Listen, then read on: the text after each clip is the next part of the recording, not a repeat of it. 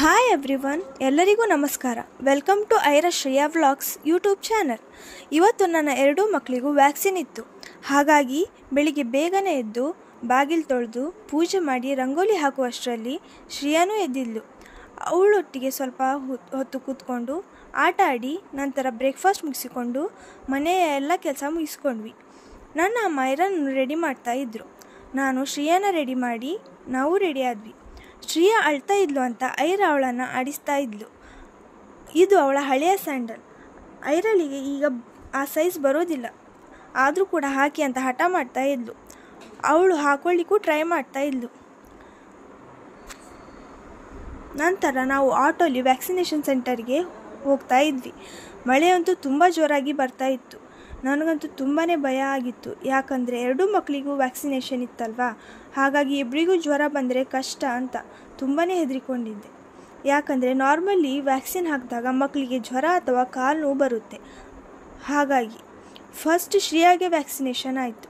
ಅವಳಿಗೆ ಒಂದೇ ವ್ಯಾಕ್ಸಿನ್ ಇತ್ತು. ಆದರೆ ಪಾಪ ಐರಳಿಗೆ 3 ವ್ಯಾಕ್ಸಿನ್ ಇತ್ತು. ಅವಳಂತೂ ತುಂಬಾ ಅಳ್ತಾ ಇದ್ಲು. ಅವಳಿಗೆ ಸಮಾಧಾನ ಮಾಡೋಕ್ಕೋಸ್ಕರ ಟಾಯ್ ಶಾಪಿಗೆ ಹೋಗಿ ಟಾಯ್ಸ್ ಕೊಡಿಸಿದ್ವಿ. ಅವಳು ಶಾಪಲ್ಲಿ ಎಲ್ಲ ಬೇಕಂತ ಕೈ ಮಾಡಿ ತೋರಿಸ್ತಾ ಇದ್ಲು.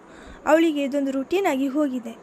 ಯಾಕಂದರೆ ನಾವು ವ್ಯಾಕ್ಸಿನೇಷನ್ಗೆ ಬಂದಾಗ ಎಲ್ಲ ವ್ಯಾಕ್ಸಿನ್ ಆದ ನಂತರ ಟಾಯ್ ಶಾಪಿಗೆ ಹೋಗಿಯೇ ಬರೋದು.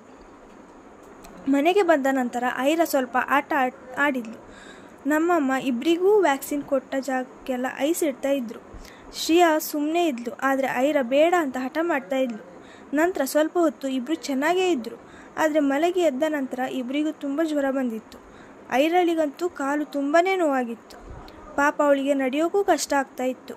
ಸಿರಪ್ ಹಾಕಿದ ನಂತರ ರಾತ್ರಿ ಹೊತ್ತಿಗೆ ಇಬ್ಬರೂ ಹುಷಾರಾಗಿದ್ದರು. ಐ ಹೋಪ್ ನಿಮಗೆ ನಮ್ಮ ವ್ಲಾಗ್ ಇಷ್ಟ ಆಗಿದೆ ಅನ್ಕೋತೀನಿ. ಇಷ್ಟ ಆದರೆ ಪ್ಲೀಸ್ ಲೈಕ್, ಶೇರ್, ಕಮೆಂಟ್ ಹಾಗೂ ಸಬ್ಸ್ಕ್ರೈಬ್ ಮಾಡಿ. Thank you all.